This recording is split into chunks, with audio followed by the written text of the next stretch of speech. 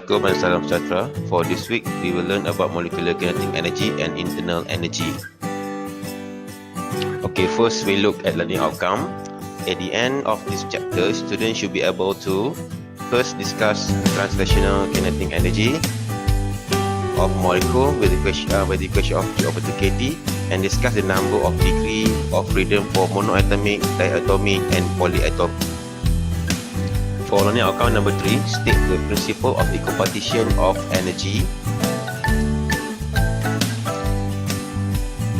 And number 4, to discuss internal energy of the gas with the equation of U equal to F/2 NkT. Now we look at translational kinetic energy.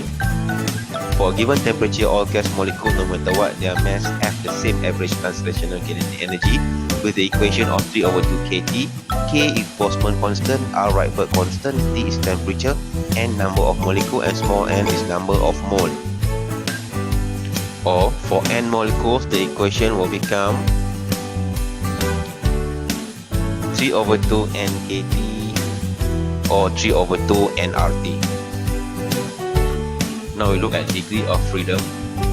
Symbol as an F is defined as the number of independent ways in which an atom or molecule can absorb or release or store the energy.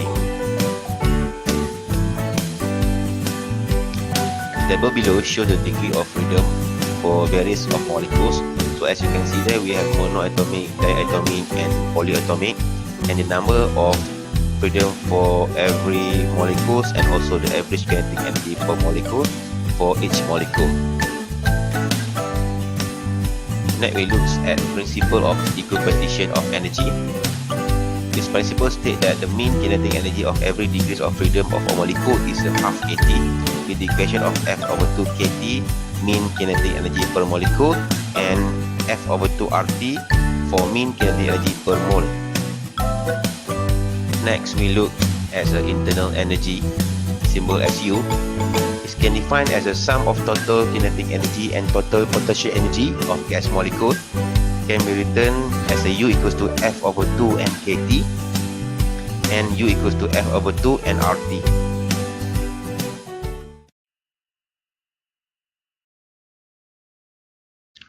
Now look at the summary of this subtopic. This table below, we have degree of freedom for monoatomic, diatomic and polyatomic. We also have average kinetic energy per molecule for monoatomic, diatomic and polyatomic. And also we have internal energy for monoatomic, diatomic and polyatomic.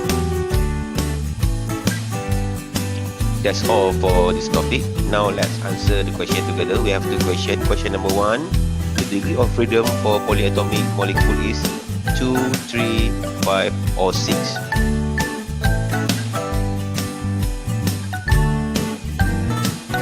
Correct, the answer is 6. Now let's answer the question number 2. Define internal energy. We have A, B, C, D. Try to choose the best answer.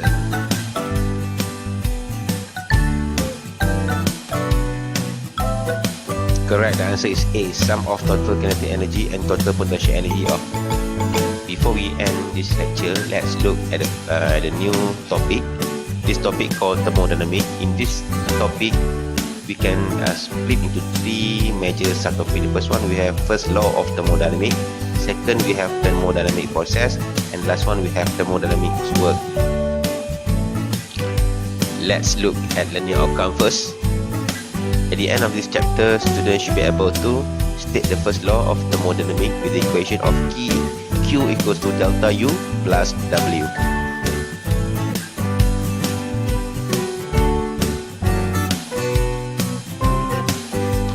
The first law of thermodynamics states that the heat supply to system is equal to the increase in the internal energy of the system plus the work done by the system on its surrounding.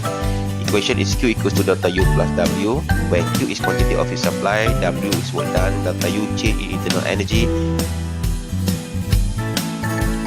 That's wraps for today's lecture. Thank you very much for watching this video. Hopefully you will get something out of it. Hopefully you will enjoy it, and see you soon. Bye bye.